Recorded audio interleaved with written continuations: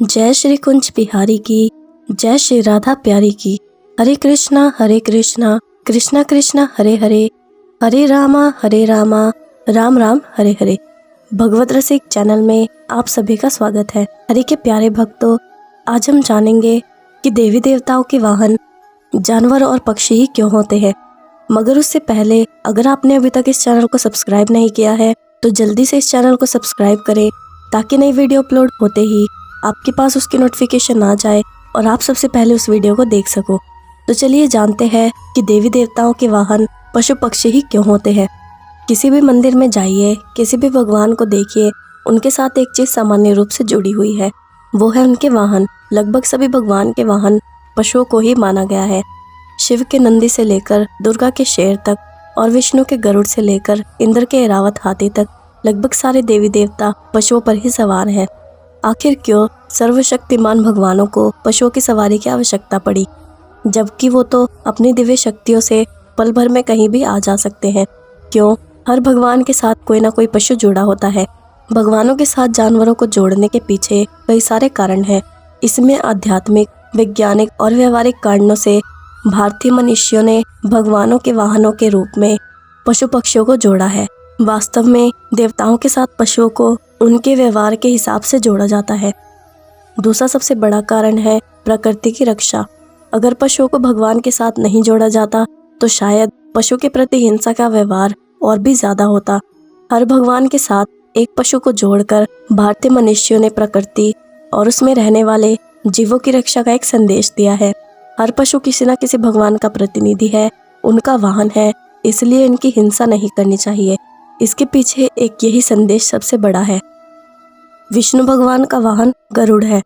माना जाता है कि गरुड़ की एक ऐसी प्रजाति थी जो बुद्धिमान मानी जाती थी और उसका काम संदेश को इधर से उधर ले जाना होता था।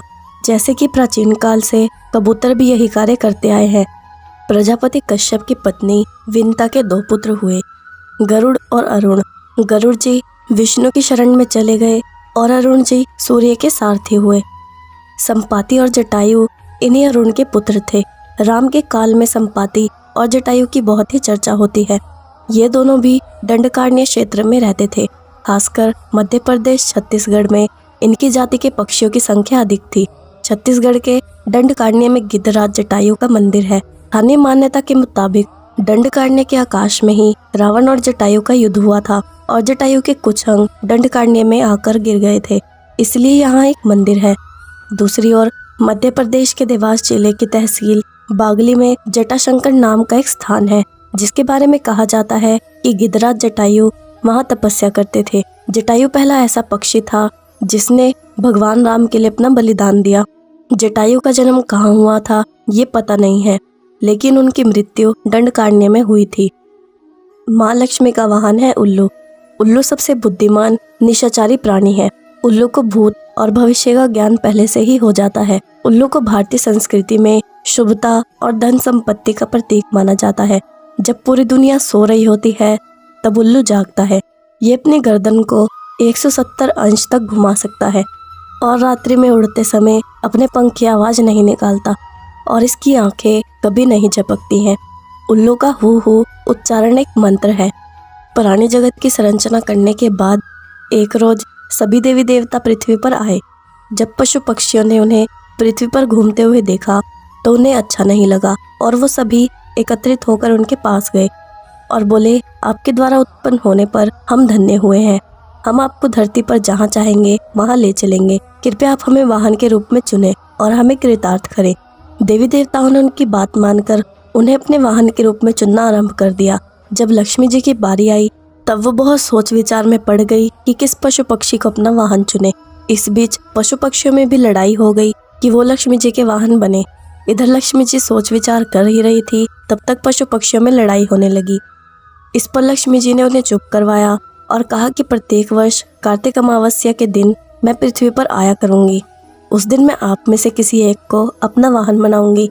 कार्तिक अमावस के रोज सभी पशु पक्षी आंखें बिछाए लक्ष्मी जी की राह निहारने लगे। रात्रि के समय जैसे ही लक्ष्मी जी धरती पर पधारी, उल्लू ने अंधेरे में अपनी तेज नजरों से उन्हें देखा और तीव्र गति से उनके समीप पहुंच गया और उनसे प्रार्थना करने लगा कि आप मुझे अपना वाहन स्वीकार करें। लक्ष्मी जी ने चारों ओर देखा और उन्हें वहां पर कोई भी पशु या पक्षी नजर नहीं आया, तो उन्होंने उल्लू को ही अपना वाहन स्वीकार कर लिया। तभी से उन्हें उल्लूक वाहिनी कहा जाता है। ज्ञान की देवी माँ सरस्वती का वाहन हंस माना जाता है। हंस पवित्र, जिज्ञासु और समझदार पक्षी होता है। हंस अपने चुने हुए स्थानों पर ही रहता है। तीसरी इसकी खासियत ये है कि ये अन्य पक्षियों की अपेक्षा सबसे ऊंचाई पर उड़ान भरता है और लंबी दूरी तय करने में समक्ष होता है। जो ज्ञानी होते हैं वो हंस के समान ही होते हैं और जो बुद्धत्व प्राप्त कर लेते हैं उनको परमहंस कहा जाता है। ज्ञान की देवी माँ सरस्वती के लिए सबसे बेहतर वाहन हंस ही हो सकता था। माँ सरस्वती का हंस पर विराजमान होना ये बताता है कि ज्ञान से ही जिज्ञासा को शांत किया जा सकता है।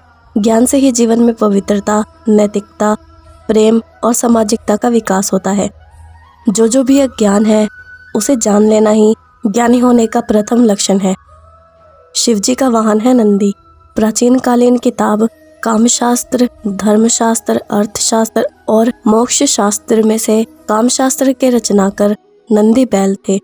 भारत में बैल खेती के लिए हल में जोते जाने वाला एक महत्वपूर्ण पशु है। जिस तरह गायों में कामधेनु श्रेष्ठ है, उसी तरह बैलों में नंदी श्रेष्ठ है।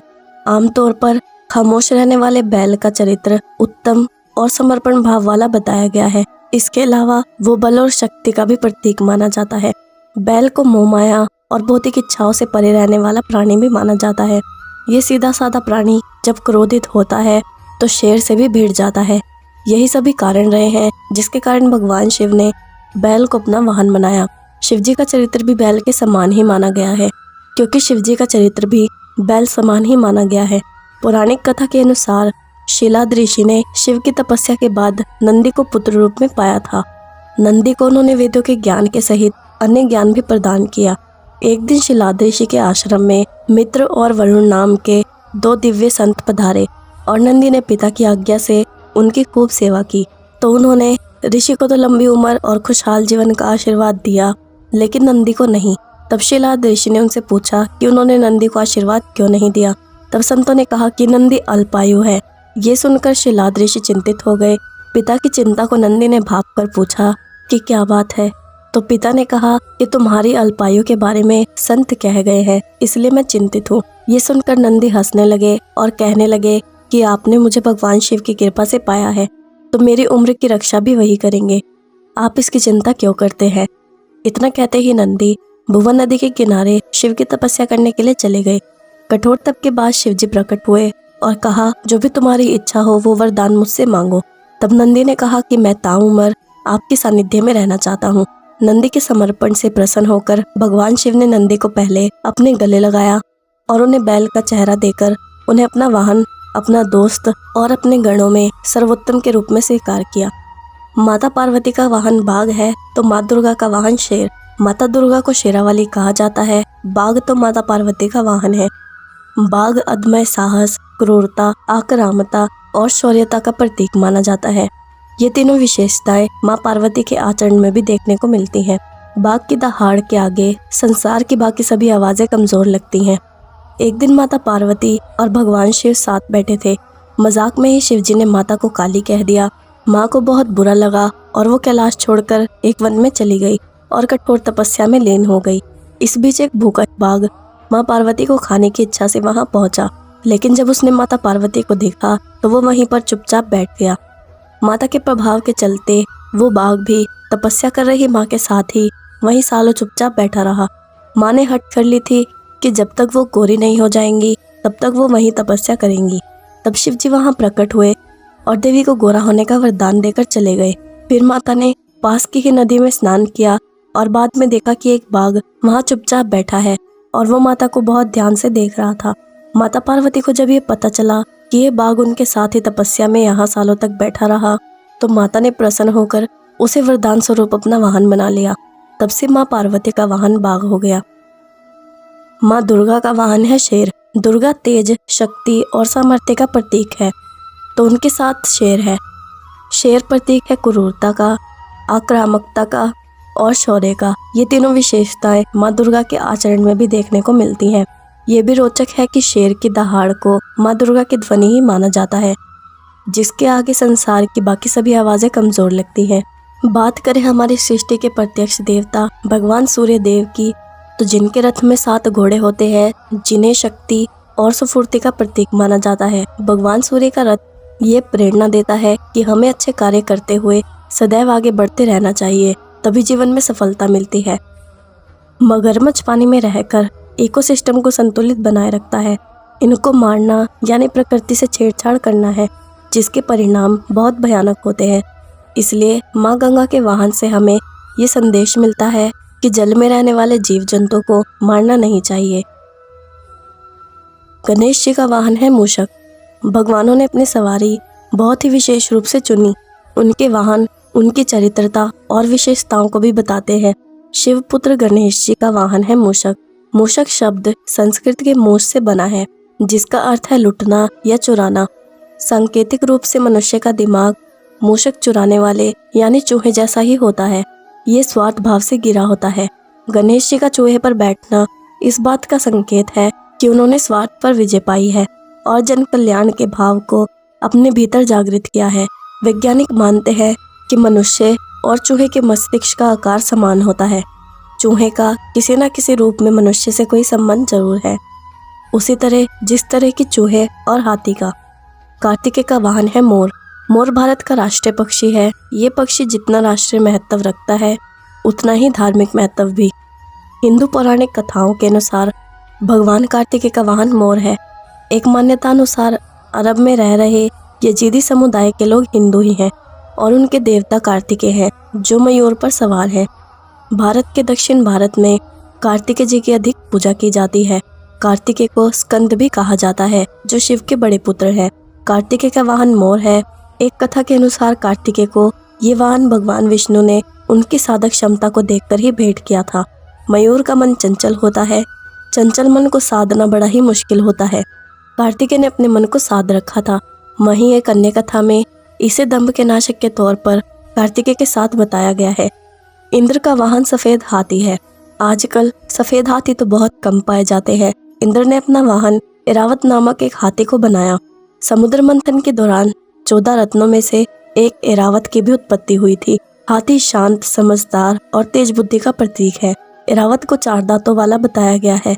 ऐरा का अर्थ जल है और ऐरावत का अर्थ है समुद्र, जिससे ऐरावत से उत्पन्न हाथी को ऐरावत नाम दिया गया है। महाभारत भीष्म पर्व के 8वें अध्याय में भारतवर्ष से उत्तर के भूभाग को उत्तर कुरु के बदले ऐरावत कहा गया है। जैन साहित्य में भी यही नाम आया है।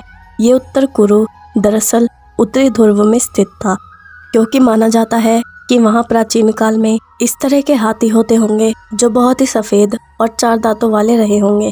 वैज्ञानिक कहते हैं कि लगभग 35,000 वर्ष पूर्व उत्तरी ध्रुव पर बर्फ नहीं बल्कि मानव आबादी आबाद रहती थी। यमराज का वाहन भैंसा है। यम नामक एक देवता है जिनको मृत्यु का देवता कहते हैं। ये दक्षिण दिशा के दिक्पाल कहे जाते हैं। यमराज को भैंसे पर सवार बताया गया है। भैंसा एक सामाजिक प्राणी होता है। सभी भैंसे मिलकर एक दूसरे की रक्षा करते हैं। ये एकता का एक प्रतीक है। भैंसा अपनी शक्ति और फुर्ती के लिए भी माना जाता है और भैंसा अपनी शक्ति का कभी दुरुपयोग नहीं करता। भैंसा अपनी आत्मरक्षा में ही किसी पर हमला करता है। भैंसे का रूप जिस तरह से भयानक होता है, उसी तरह यमराज का रूप भी भयानक है। इसलिए यमराज उनको अपने वाहन के तौर पर प्रयोग करते हैं।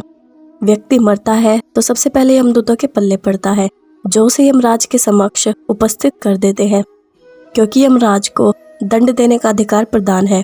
वहीं आत्माओं को उनके कर्म अनुसार नरक, स्वर्ग, पितृलोक आदि लोकों में भेज दिया जाता है। उनमें से कुछ को दोबारा धरती पर फेंक दिया जाता है। ईश्वर लिखता है, चित्रगुप्त बाँचता है, यमदूत पकड़ कर लाते हैं और यमराज दंड देते हैं। मृत्यु का समय ही नहीं बल्कि स्थान भी निश्चित है, जिसे कोई टाल नहीं सकता। तो आज हमने जाना कि देवताओं ने अपने वाहन पशु पक्षी ही क्यों रखे हुए हैं। अब मैं आपको श्री रामचंद्र के भक्त श्री खेमदास जी की कथा सुनाती हूँ। श्री खेमदास जी के गुरु श्री खिलजी जी थे और वो अपने गुरु की सेवा बहुत ही श्रद्धा और निष्ठा से करते थे। जब उनके गुरु श्री खिलजी जी ने अपनी इच्छा से अपने शरीर को त्याग दिया, तब श्री खेमदास जी ने उनका सिद्ध प्रसाद रख लिया और वो रोज उसका सेवन करते रहे। और जब उनका वो प्रसाद गुम हो गया तो उन्हें बड़ा ही दुख हुआ और उन्होंने भोजन और पानी त्याग दिया और वो बस रोते ही रहे। तब उनके ऐसे सच्चे प्रेम को देखकर भगवान श्री रामचंद्र जी उनके गुरु श्री खिलजी जी का रूप धारण करके उनके सामने आए और उन्हें दर्शन के साथ साथ शीत प्रसाद देकर श्री राम जी ने उनके दुख को दूर किया। इस प्रकार श्री खेमदास जी को सच्ची गुरु भक्ति से श्री रामचंद्र जी के दर्शन हुए। अब मैं आपसे विदा लेती हूँ। अगर आपको ये वीडियो अच्छी लगी हो या आपको इससे कुछ सीखने को मिला हो तो ये वीडियो लाइक और शेयर ज़रूर करना और मुझे कमेंट में ज़रूर बताना कि आपको देवी देवताओं का कौन सा वाहन पसंद है। जय श्री कुंज बिहारी की, जय श्री राधा प्यारी की। हरे कृष्णा कृष्णा कृष्णा हरे हरे, हरे रामा राम राम हरे हरे।